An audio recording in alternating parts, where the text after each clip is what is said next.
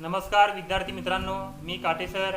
आज video lecture आपण पाहतोय सिंगल एंट्री सिस्टीम संदर्भातील सिंगल एंट्री सिस्टीमचा युनिट पाहतोय, परंतु याचा थिअरॉटिकल भाग चालला आहे आपला. आणि थिअरॉटिकल भागामध्ये जो काय आपण पाहतोय ॲडजस्टमेंटचा पार्ट, तर याच्या अगोदर आपण ॲडजस्टमेंटचे किती पार्ट पाहिले? 2.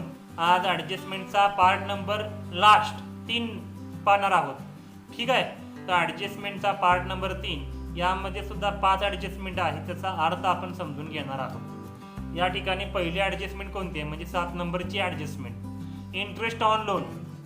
इंटरेस्ट ऑन लोन, जे काही कर्ज घेतलं होतं त्या कर्जावरील व्याज. आपण जे काही कर्ज घेतलं होतं त्याच्यावरील व्याज. व्याज हे आपल्याला देणं आहे. कर्ज घेतलंय म्हटलं त्या कर्जावरचं व्याज आपल्याला काय देणं. ठीक आहे. अर्थ बघू आपण. लोन कर्जाला नक्की काय म्हणतो, त्याची व्याख्या काय.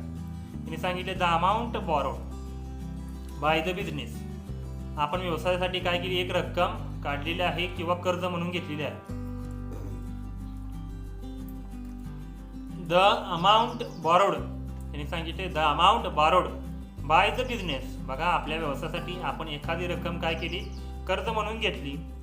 त्या रकमेला आपण काय म्हणतो, इज कॉल्ड ॲज लोन. त्या रकमेला आपण काय म्हणतो, लोन म्हणजे कर्ज म्हणतो. मग त्यांनी पुढे सांगितले बघा, interest on loan is the expenditure. बघा, कर्जावरील व्याज हे आपलं एक खर्च आहे. काय आपला खर्च आहे. बघा, एक्सपेंडिचर आहे टू द बिझनेस. व्यवसायाचा काय आहे, एक्सपेंडिचर आहे, खर्च आहे. पुढे सांगितले hence is to be deducted. खर्च म्हटलं की काय करतो, वजा करतो, लेस करतो. In statement of profit or loss. Statement of profit or loss मधून आपण काय करतो, डिडक्ट करतो म्हणजे वजा करतो. ठीक आहे. इंटरेस्ट ऑन लोन, आपण बघा व्यवसायासाठी काहीतरी कर्ज घेत असतो, लोन घेत असतो. ते कर्ज आपल्याला परत माघारी देणं गरजेचं आहे. परंतु जोपर्यंत आपण माघारी देत नाही तोपर्यंत त्याच्यावरती काय लागतं, व्याज. व्याज त्याच्यावरती आकारलंच जातं. बँकेमार्फत असेल, व्यक्तीमार्फत असेल.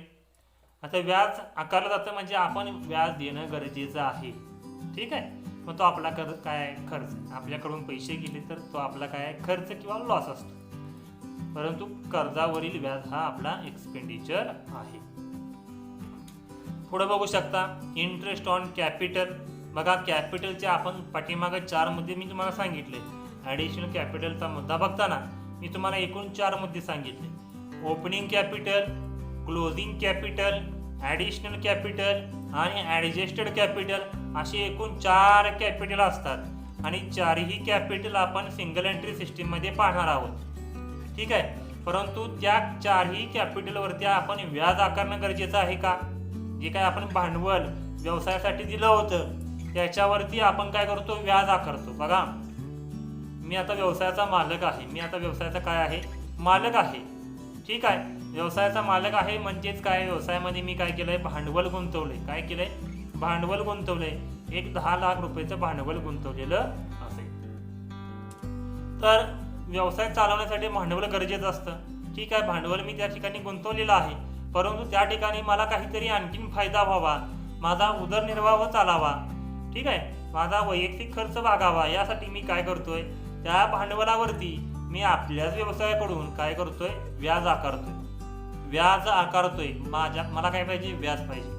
बघा, मी माझ्याच व्यवसायामध्ये पैसे गुंतवलेत, परंतु माझा वैयक्तिक खर्च भागवण्यासाठी मी काय करणार आहे, त्या भांडवलावरती व्याज आकारणार आहे. कशासाठी, वैयक्तिक खर्चासाठी. ठीक आहे. तर या ठिकाणी अर्थ त्यांनी दिलेला आहे. Interest on capital is to be calculated. बघा, इंटरेस्ट ऑन कॅपिटल किती मुद्द्यांवर आकारला जातो, 4 मुद्दे मी तुम्हाला सांगितले. 4ही मुद्द्यांवरती कॅपिटल, इंटरेस्ट ऑन कॅपिटल आकारायचं आहे का, नाही. तर या ठिकाणी सांगितलंय की ओपनिंग कॅपिटल आणि also the amount of additional capital, 2च कॅपिटलवरती आपण इंटरेस्ट ऑन कॅपिटल आकारत असतो. ठीक आहे. 2 कॅपिटलवरती आपण व्याज आकारत असतो. कोणतं आहे, क्लोजिंग कॅपिटल नाही, तर कोणतं आहे, ओपनिंग कॅपिटल. ओपनिंग कॅपिटल म्हणजे सुरुवातीचं भांडवल आणि ॲडिशनल कॅपिटल म्हणजे जे काय त्या व्यवसायामध्ये नवीन भांडवल आपण विकत घेतलं होतं, जी काय संपत्ती विकत घेतली होती ते भांडवल. त्याच्यावरती आणि सुरुवातीच्या भांडवलावरती इंटरेस्ट ऑन कॅपिटल आकारलं जातं.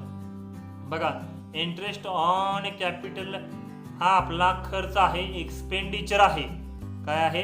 खर्च आहे. ठीक आहे, टू द बिझनेस, व्यवसायासाठी. बघा, हे capital, interest on capital deduct केलं जातं, म्हणजेच वजा केलं जातं. कशामधून? Statement of profit or loss मधून वजा केलं जातं, ॲड नाही. कारण की तो आपला खर्च आहे म्हटल्यानंतर काय करणार आहे आपण? वजा. ठीक आहे, पुढचा पॉईंट बघू शकतो 9 नंबरचा, इंटरेस्ट ऑन ड्रॉइंग्स. आपण ड्रॉइंगचा मुद्दा बघितला. व्हिडिओ लेक्चर क्रमांक बघा 1 म्हणजे पार्ट क्रमांक 1 मध्ये आपण ड्रॉइंग्स हा मुद्दा बघितला होता. ड्रॉइंग म्हणजे चित्रकला नव्हे. काय सांगितलंय तर आपल्याच व्यवसायाकडून आपण काय केली? उचल घेतलेले, कर्ज घेतलेले. कशासाठी? आपल्या उदरनिर्वाहासाठी, वैयक्तिक खर्चासाठी. ठीक आहे, मग याच्यावरती व्यवसाय काय करतं? व्याज आकारत असतं. कर्ज घेतलंय म्हणल्यानंतर काय असणार आहे? व्याज. तर व्याज आकारणं गरजेचं आहे. ठीक आहे, आता या ठिकाणी बघू शकता. बघा, it is the income to the business. Interest on drawing हे आपल्या व्यवसायाचं काय आहे? उत्पन्न आहे, इन्कम आहे. बघा, हे ॲडेड केलं जातं, म्हणजे ॲड केलं जातं, अधिक केलं जातं in the statement of profit or लॉसमध्ये. स्टेटमेंट ऑफ प्रॉफिट ऑर लॉसमध्ये हे इंटरेस्ट ऑन ड्रॉइंग्स काय केलं जातं? ॲड केलं जातं. का? कारण की ते आपलं काय? इन्कम आहे. आपला व्यवसाय त्या ड्रॉइंगवरती काय करतंय? व्याज आकारते. व्याज मिळालं म्हणजे आपला काय? तो फायदा आहे, इन्कम आहे. पुढे सांगितले बघा, यामध्ये डेट देत नाही, तारीख देत नाही. If the date of drawings is not given. बघा, त्याची तारीख दिलेली नाही. ड्रॉइंग कधी घेतलं याची तारीख दिलेली नाही. आणि rate of interest is given, त्यांनी फक्त रेट ऑफ इंटरेस्ट दिलाय, व्याजाची टक्केवारी दिलेली आहे. मग अशा वेळी काय करायचं? किती महिन्याचं घ्यायचं व्याज? 1 वर्षाचं घ्यायचं, 9 महिन्याचं घ्यायचं, 6 महिन्याचं घ्यायचं का 3 महिन्याचं घ्यायचं? तर त्यांनी सांगितलंय यावेळी इंटरेस्ट ऑन ड्रॉइंग्स हे फक्त 6 महिन्याचंच घ्यायचं. Interest on drawing is to be calculated for 6 months. किती महिन्याचं घ्यायचंय? Only 6 month. फक्त आणि फक्त इंटरेस्ट ऑन ड्रॉइंग्स किती महिन्याचं घ्यायचं आहे? 6 महिन्याचं घ्यायचं आहे.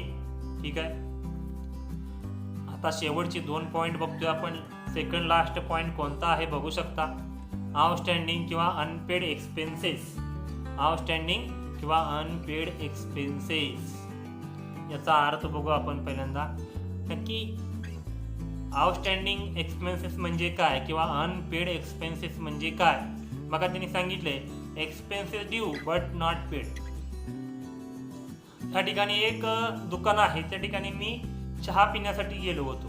बघा, मी त्या ठिकाणी चहा पिण्यासाठी गेलो होतो, परंतु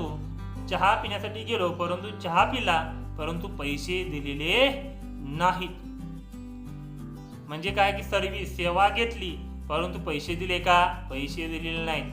म्हणजे केलेलं आहे, म्हणजे चहा पिलेला आहे परंतु पैसे दिलेले नाहीत. म्हणजेच काय? एक्सपेन्सेस ड्यू, देणं आहे परंतु पेड केलेलं नाही, दिलेला नाही. याला आपण म्हणतो काय? During the year are known as outstanding expenses. याला म्हणतो outstanding expenses. Is to be deducted. बघा, हे जे काय आउटस्टँडिंग एक्सपेन्सेस होते ते आपण काय करतो? डिडक्ट करतो. कारण आपल्याला पैसे देणं आहे, पैसे दिलेले नाही परंतु काय? आपण देणं आहे. म्हणजे आपण काय करणार आहे? डिडक्ट करणार आहे. कशामधून? Statement of profit or loss मधून. आपला खर्च आहे, लक्षात ठेवा, आपला खर्च आहे. खर्च म्हटलं की आपण काय करतो? डिडक्ट करतो. आउटस्टँडिंगचा अर्थ समजला असेल. मी चहा पिण्यासाठी एका दुकानामध्ये गेलो होतो, चहा पिला परंतु पैसे दिलेले नाही. म्हणजेच काय? की पैसे मी देणं आहे. याला म्हणतो आउटस्टँडिंग एक्सपेन्सेस. आणि शेवटचा पॉईंट प्रीपेड एक्सपेन्सेस. याला म्हणतो एक्सपेन्स पेड इन ॲडव्हान्सेस किंवा अनएक्सपायर्ड एक्सपेन्सेस.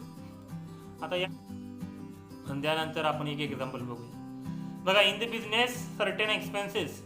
त्यांनी सांगितलं एक खर्च असा आहे की आर पेड इन ॲडव्हान्स. बघा, एखादा कार्यक्रम असेल, त्या कार्यक्रमामध्ये मी काहीतरी एक इव्हेंट ठेवायचा होता. ठीक आहे, आणि त्या ठिकाणी जेवणाचा सुद्धा कार्यक्रम होता. बघा, एक कार्यक्रम आहे, त्या ठिकाणी जेवणाचा कार्यक्रम आहे. मी ठीक आहे, जेवणाचा कार्यक्रम त्या ठिकाणी मी ठेवलेला आहे, परंतु कार्यक्रम माझा हा 2 महिन्यानंतर आहे. आता कार्यक्रम आहे का? नाही. म्हणून मी त्या ठिकाणी जे काही आचार्य होते त्यांच्याकडे जाऊन त्या ठिकाणी त्यांना मी ॲडव्हान्समध्ये सगळेच्या सगळे जे काही पैसे होते ते मी पैसे दिलेले आहेत. कशाचे? त्या जेवणाचे. त्या कार्यक्रमाला जे काही जेवणाचा खर्च येणार होता त्याचे मी त्या आचार्याला मी सर्वच्या सर्व पैसे दिलेले आहेत. पण तो खर्च केलाय का अजून? जेवण तर दिले का मी अजून? नाही. जेवण देणार आहे, परंतु कधी कार्यक्रमामध्ये. त्यांनी सांगितले कार्यक्रम कधी आहे? 1-2 महिन्यानंतर असेल, 3 महिन्यानंतर असेल त्या कार्यक्रमामध्ये. म्हणजे अजून तो खर्च व्हायचे, परंतु आपण ॲडव्हान्समध्ये पैसे दिलेले आहेत. चला पुढे बघूया आपण. बघा या ठिकाणी सांगितले such expenses are not related with current year. बघा त्यांनी सांगितले की चालू वर्षाशी अशा प्रकारचे व्यवहार निगडीत नसतात, तर पुढील वर्षाशी ते निगडीत असतात. भविष्यकाळ जो आहे त्या भविष्यकाळाशी निगडीत अशा प्रकारचे व्यवहार असतात. त्या व्यवहाराला आपण काय म्हणतो? Prepaid expenses. काय म्हणतो? Prepaid expenses. मी पैसे तर दिलेत, परंतु अजून त्याची सेवा घेतलेली नाही. अशा व्यवहाराला मी काय म्हणणार आहे? Prepaid expenses. ठीक आहे. बघा पुढे सांगितले हेन्स इट इज ॲडेड. बघा हा खर्च अजून मी केलेला नाही, फक्त पैसे मी दिलेत. अजून सेवा मिळायची आहे म्हणतोय, म्हणजे आपला तो उत्पन्न आहे, फायदा आहे. मिळायची आहे म्हणतो मी, मिळायची आहे, सेवा मिळायची आहे. मग मी काय करणार आहे? ॲडेड करणार आहे. कशामध्ये? स्टेटमेंट ऑफ प्रॉफिट ऑर लॉसमध्ये. बघा अशा प्रकारचे एकूण 11 ॲडजस्टमेंट होत्या. पहिल्या पार्टमध्ये 5 ॲडजस्टमेंट बघितल्या, दुसऱ्यामध्ये 1 ॲडजस्टमेंट बघितली, परंतु त्याचे 4 पार्ट होते ते सुद्धा आपण पाहिलेले आहेत. आणि आता एकूण 5 ॲडजस्टमेंट पाहिलेले आहेत. ठीक आहे. आता ह्या 5च्या 5ची ॲडजस्टमेंट तुम्हाला स्पेसिमेनमध्ये पूर्ण समजून जाते. कोणते ॲड करायचे, कोणतं लेस करायचे, परंतु याचा अर्थ अतिशय महत्त्वाचा आहे. म्हणून मी हे तुम्हाला जे काही ॲडजस्टमेंट होत्या त्याचा मी या ठिकाणी अर्थ सविस्तररित्या सांगितलेला आहे. कोणतंही एक ॲडजस्टमेंट असेल त्याचा अर्थ समजला नसेल, तुम्ही मला त्याची शंका विचारू शकता. कोणती अडचण असेल तर तुम्ही व्हॉट्सअप ग्रुपमध्ये विचारू शकता किंवा कॉल करू शकता. ठीक आहे. व्हिडिओ बघितल्याबद्दल खूप